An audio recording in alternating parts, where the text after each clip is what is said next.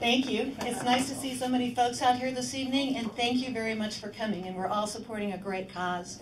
It is my extreme pleasure to introduce Cindy Trigg to you this evening.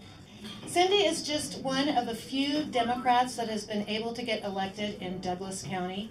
She is currently serving as president of the Douglas County School Board, and she has been elected not once, but twice in a very Republican county. We have a 2-to-1 Republican majority in Douglas County. Cindy fights every day for our kids, trying to provide the best education, fighting the budget deficits that we have, and giving the best education with the resources that we do have.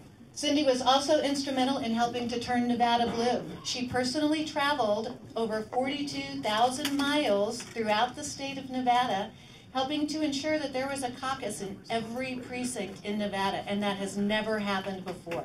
That's incredibly hard.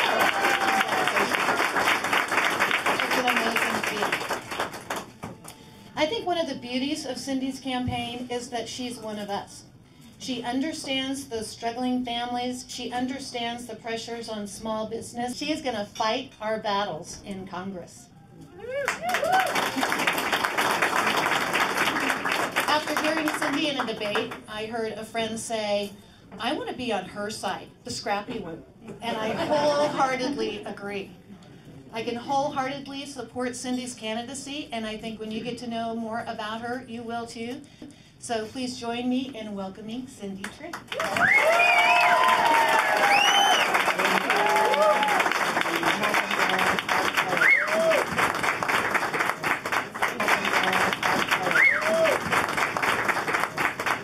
Wow. Thank you very, very much, all of you, for being here this evening. It is really, really an exciting moment in CD2. We are actually going to start a campaign for CD2 early. I do want to thank the honorary hosts, the Honorable Kate Marshall, Catherine Cortez Masta, and the Assemblyman Ruben Kewen for being the honorary host of this event this evening.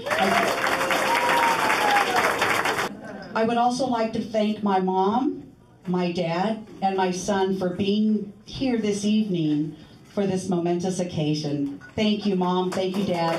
Thank you, Matt, for being here. And also, I would like to thank Caesar for providing the venue and the wonderful food. I really appreciate the generosity. Thank you so much. All the friends from Douglas County, thank you for coming up. And of course from Carson City and Lyon County, and of course here in Reno. A very special thank you to my new friend, Evan Moody. Evan has been here for the last 2 weeks from DC, helping transition this exploratory bid for Congress into a real campaign.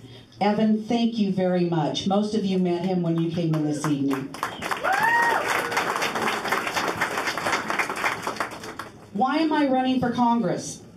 First and foremost, I want you to know that this campaign is about you. It is about all of us in this room this evening, and it is also about choices. Again, this campaign is about you, the voter, not me. Many years ago, I had a situation in my life that made me have to make some real choices. In the spring of 1996, my husband and I were getting ready for the birth of our daughter, whom we had already named Nash. Unfortunately, she died, and she was born 8 weeks prematurely. We were stunned, grief-stricken, and that event turned my life upside down, as I was planning on being a full-time mother to my son Matthew and our new daughter, and a very, very, very part-time flight attendant. And now I was looking at, now what? At this juncture, I had to make a difficult choice.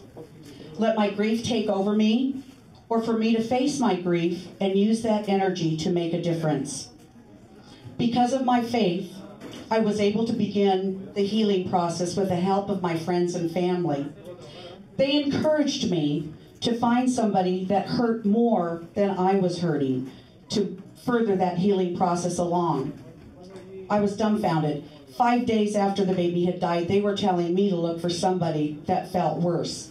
Well, I did find somebody that felt worse, and I realized then that I would not trade places with that person.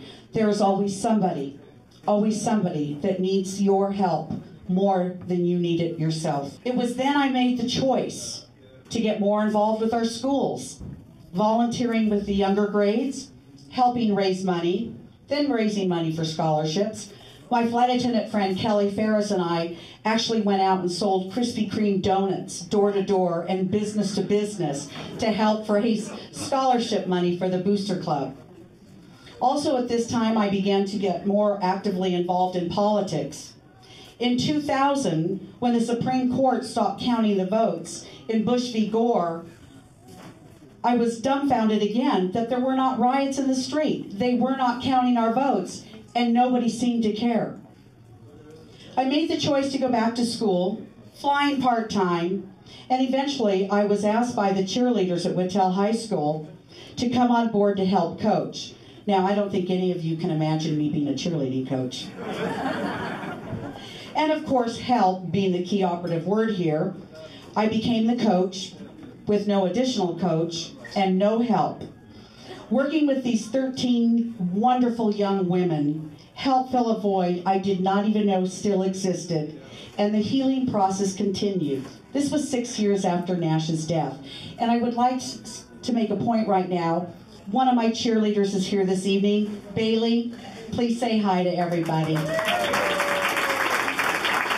And thank you, Bailey, again, because Bailey's the one that called and asked me to help. I was actively involved with the Draft Clark movement, and I became involved with the Douglas County Central Committee and with the Douglas County Democratic Women. Those wonderful women in DCDW actively encouraged me to run for the school board, recognizing my passion. I was afraid. I was deathly afraid that it would be a well-known fact that I did not graduate from college. It was then I realized that I had already faced the most feared event that could confront a parent, the death of a child, and I had survived. What was I afraid of? I heard a man who I consider a great American, General Wesley K. Clark, once say, "If you can do good, you should." It was that moment that I made the choice to contribute to education, to help students achieve and strive for their best potential so they did not have to wait until they were 40 years old to follow a dream. Fear can be overcome. Education is obtained in many ways. I recognized I had much to offer. When I eventually won that election for school board, my silent moment of triumph I shared with my daughter. I might have lost one child, but in return, I gained 7,000.